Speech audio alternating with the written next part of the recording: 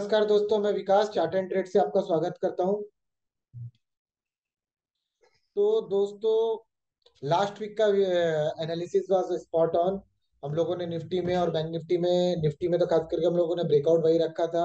18,145 और 18,300 और 300 प्लस का टारगेट रखा था। 220 तक गया एंड बाजार करीब उसी रेंज के आसपास में कहीं पे डे हाई के करीब में ही कहीं क्लोज करके रह गया।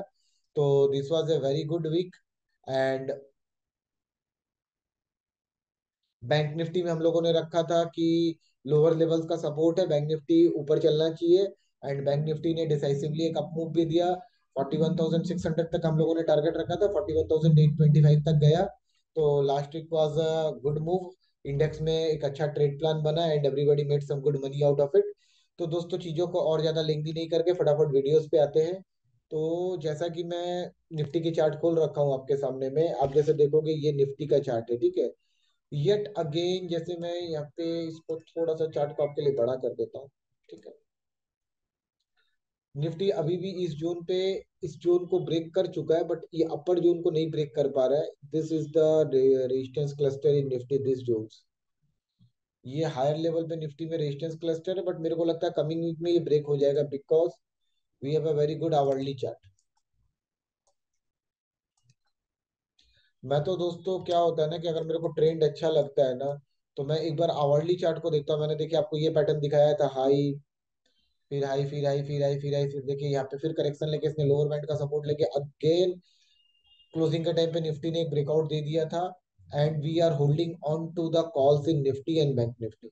मेरा लॉन्ग पोजीशन है निफ्टी बैंक निफ्टी में। मैंने अपने सारे सब्सक्राइबर्स को भी पोजीशन दिला रखा है stock futures and index futures में। आई डोंट नो, मेरे को ये नहीं पता था कि कल डाउ जोन्स क्या होगा नहीं होगा, but we are long seeing the hourly chart. ये लोअर बैंड का सपोर्ट लेके जैसे इसने इस कंसोलिडेशन को तोड़ा 18,150 के ऊपर, we are long into it, ठीक है। और आवरली चार्ट में मेरा एमएससीडी में भी एक बुलिश क्रॉसओवर बनने वाला है। And RSI is okay, okay on the okay side. तो ये चीजें अब निफ्टी में मेरे लिए, निफ्टी का जो सपोर्ट जोन है 18,000, बिकॉज 18,000 पे मैं आज ऑप्शंस का डेटा देख रहा था, बहुत ज्यादा पुट राइटर्स है निफ्टी में 18,000 पे। तो 18,000 will be a support zone. तो मेरा जैसे निफ्टी में 17,950 का लास्ट वीक में मैंने बताया था, 900 950 का एक वाइटल सपोर्ट जोन है। तो 18,000 के नीचे थोड़ा सा सपोर्ट रखिए 17,950 का। एंड निफ्टी का लॉन्ग पोजीशन बना के रखिए। अगर फ्रेश पोजीशन लेना है तो फ्रेश पोजीशन ले सकते हैं। मेरे को लगता है आने वाले दिनों में, इस वीक में we are breaking these highs. We are going to break these highs of 18,500 और लेवल 360 का तो टूट ही जाना चाहिए। और मेरे को लगता है we are going to break this highs of 18,400 500 और लेवल्स। ये जो हाइज था आई थिंक नवंबर 2021 का, विल बी ब्रेकिंग दिस। तो मेरा निफ्टी में पहला टारगेट रहेगा 18,450 का। And the second target will B 18,680 का। और स्टॉप लॉस बिलो 18,000 आप लगा लीजिए। And the trade is on in Nifty. बात करते हैं बैंक निफ्टी में। देखिए बैंक निफ्टी जिस तरीके से खड़ा है ना, इसमें एक बहुत बड़ा मूव आना है। एंड बैंक निफ्टी में बहुत बड़ा मूव आना है। ये देखिए लास्ट कुछ दिनों से ये एकदम साइडवेज हो गया है। 1 2 3 4 5 6 7 8 ट्रेडिंग सेशन। ना ये लोअर लेवल वायलेट कर रहा है, ना ये अपर लेवल वायलेट कर रहा है। अगर मेरे को एक स्पाइक मिल जाता इस वीक यहाँ तक 42,100 या 42,200 तक का, और एमएससीडी में एक डाइवर्जेंस मिल जाता, आरएसआई में एक डाइवर्जेंस मिल जाता, तो it was a perfect shot. तो मंडे को फिर मेरे को बैंक बैंक निफ्टी के लिए कमिंग वीक में मेरे को मंडे ट्यूसडे के अंदर देखना है। अगर एक स्पाइक मार के बैंक निफ्टी गिर जाता है या यहाँ पे एक स्पाइकी कैंडल हो जाता है, बट एमएससीडी और आरएसआई में क्रॉस डाउन हो जाता है, तो there will be a divergence. और ये डाइवर्जेंस को हम लोग प्ले करेंगे, क्योंकि मेरे को डाइवर्जेंस के लिए मेरे को इसका हाई टूटना जरूरी है। इस हाई को तोड़ नहीं पाया, 41,855 है। इस बार भी 825 तक गया। अगर ये इसको ये जो मेरा ब्लू लाइन देख रहे हैं ना, मैंने इसको एक्चुअली ये थीम के हिसाब से इसको मैं व्हाइट कर दूं तो आई थिंक आपको ज्यादा अच्छे से दिखेगा। राइट। तो ये इसके ऊपर एक कैंडल चला जाए, फॉल्स ब्रेकआउट देके वापस नीचे आ जाए ना, तो then the trade is on. तो बैंक निफ्टी में मैं ट्रेड प्लान यही रख रहा हूँ कि इसके ऊपर, हाँ, अगर यहाँ पे ये ट्रेड तभी एक्टिव होगा जब ये इसको स्पाइक देके नीचे आ जाएगा और नेक्स्ट कैंडल उसका लो को तोड़ के नीचे जाने लगेगा, then only will go short, ठीक है। डाइवर्जेंस बनेगा, ठीक है, but I need a confirmation, ठीक है।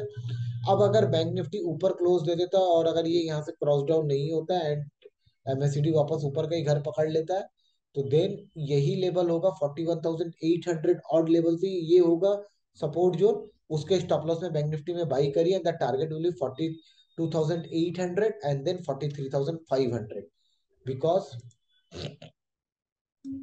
अगर ऐसा होता है ना तो हम लोग वीकली चार्ट में will be breaking a triple top pattern, 1 2 3, and जिसका चांसेस थोड़ा सा ज्यादा है, seeing the weekly chart the chances are very high कि ये ट्रिपल टॉप पैटर्न टूट जाए। एंड मंथली में भी देर इज अ प्रोबेबिलिटी कि डबल टॉप टूटना चाहिए। तो अगर इस टाइप का मूव आता है तो बहुत तगड़ा मूव आएगा and will make lots of money in bank Nifty.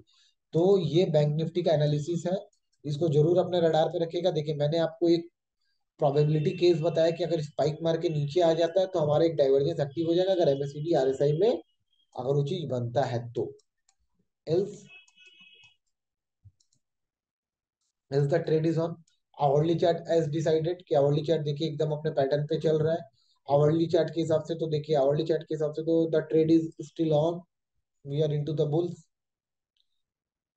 And MSCD भी आवरली चार्ट में नीचे से बुलिश क्रॉसओवर होना देना चाहिए। RSI is okay, all the on the good side, gooder side, कोई प्रॉब्लम नहीं है। तो ये कंसोलिडेशन पे है, यहाँ से यहाँ तक की जो कंसोलिडेशन फेज है, आवरली चार्ट में भी हम लोग को दिख रहा है कंसोलिडेशन फेज है। तो let it break this levels then we will go long. अगर मेरा एमएससीडी और आरएसआई में अगर ये स्पाइक नहीं देता है, पहला क्राइटेरिया। दूसरा क्राइटेरिया, एमएससीडी और आरएसआई में क्रॉस डाउन नहीं होता है, तो then will go long in bank Nifty. तो ये मेरा बैंक निफ्टी का ट्रेड प्लान है नेक्स्ट वीक के लिए। अब हम लोग बात कर लेते हैं बाकी सेक्टर्स की। CNX finance looks good. मैं इसको, चूंकि हफ्ते भर का ट्रेड प्लान है तो मैं डेली के साथ आवरली देख रहा हूँ, तो ठीक है, लुक्स गुड, कोई बहुत बड़ा मूव नहीं आएगा।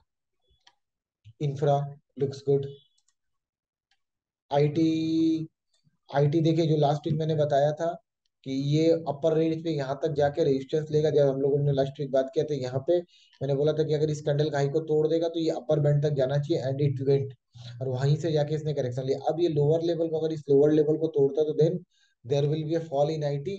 तो keep away from IT stocks in the upcoming week. IT stock से इस हफ्ता दूर रहना। मेटल्स, मेटल्स मैंने लास्ट वीक भी बोला था, इस वीक भी बोल रहा हूँ, मेटल्स में बड़ा ब्रेकआउट है, मेटल्स को छोड़ना नहीं है। Metal is heading for 10 to 20% from here.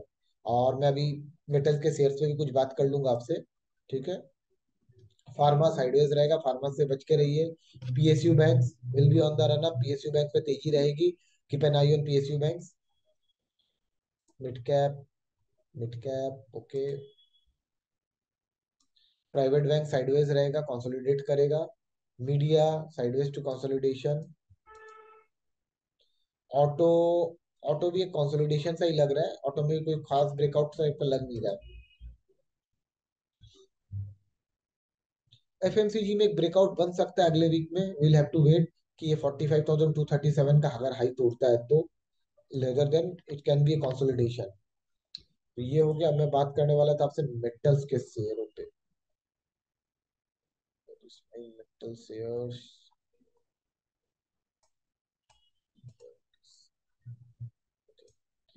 देखिए दोस्तों,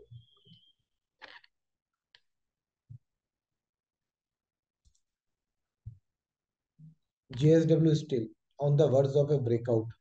इसको अगर मैं वीकली चार्ट करता हूँ ना, ठीक है, इतने दिन का ये कंसोलिडेशन है, जैसे यहाँ पे कंसोलिडेट करके ऊपर गया था एंड देन फॉल, देना भी नहीं है। और डेली चार्ट अगर आप देखोगे, it is on the verge of A breakout, ठीक है। दिस इतना, ये अगर ये 710 715 के ऊपर मेंटेन करता है ना, तो 700 के नीचे का स्टॉप लॉस डाल के इसमें अच्छा टारगेट बन सकता है। The target could be around, first target could be around this. अगर मैं प्राइस एक्शन के हिसाब से भी खाली बात करूंगा ना, तो first around will be around these are levels 720 to 730। तो इसमें नेक्स्ट वीक एक आपको फायरी मूव मिल सकता है। Vedanta, Vedanta clear cut breakout, clear cut breakout यहीं पे हो गया था, 295 के ऊपर ही ब्रेकआउट हो गया था, एंड 295 के ऊपर 320 दिखा दिया। मीन्स अभी भी वेदांता में स्टीम बाकी है, 339 350 तक के लिए। हिंद जिंक, जैसे वेदांता में वो ऐसे हिंद जिंक में होना चाहिए, लेटेड ब्रेक 295, 295 के ऊपर जाता है, 280 का स्टॉप लॉस या 285 का स्टॉप लॉस देके go long. First target will B 313, से 390, और the second target will B 336। Hindalco, Hindalco में भी एक ब्रेकआउट बन रहा है, मेरे लॉन्ग टर्म मूविंग एवरेज के ऊपर है, क्लोजिंग दे रहा है। नेक्स्ट वीक के लिए अगर इसके इस हाइस को तोड़ के ऊपर मेंटेन करता है, 420 का स्टॉप लॉस में Hindalco will be very good buy. Sell, sell just अपने लॉन्ग टर्म ईवी से टकरा रहा है, अगर इसके ऊपर मेंटेन कर गया 85 86 के ऊपर में, सेल में बहुत बड़ा मूव आएगा, क्योंकि यहाँ पे post breaking 103 April 2022 a series of low trend, उसको निगेट करके one time, two time, three time, four time resistance लेके व्हाइट लाइन पे, now is the fifth time it is striking here, पांचवा टाइम है कि यहाँ पे स्ट्रक कर रहा है। तो आई थिंक इसके ऊपर चल जाएगा तो अच्छा पैसा देके जाएगा, बिकॉज सेक्टर सारा बुलिश है, तो मेरे को लगता है ये टाटा स्टील अटका हुआ है। टाटा स्टील अगर इसके ऊपर गया तो देन विल थिंक, बट चूंकि इतना बड़ा स्प्लिट बोनस हुआ है, there are some fundamental news, तो आई डोंट थिंक कि Tata steel will outperform the market, it will underperform the market. Jindal steel, जैसा कि आप देखोगे ब्रेकआउट के बाद चले ही जा रहा है, and I think the higher target in Jindal steel will be 522। तो मेटल सेक्टर में एक बड़ा ब्रेकआउट लग रहा है, तो keep an eye on the metal stocks. तो दोस्तों आशा करता हूँ ये वीडियो आपको पसंद आया होगा, लाइक करिए, कमेंट करिए, शेयर करिए, ताकि और इंस्पिरेशन मिले, मोटिवेशन मिले आपके लिए इसी तरह profitable trading ideas and profitable analysis लेके आने के लिए। तो दोस्तों बाय फॉर नाउ, अब अगले सैटरडे फिर मैं आपको ये वीडियो बना के दूंगा ताकि आप लोग और सारा मुनाफा कमा सके। तो दोस्तों bye for now, take care.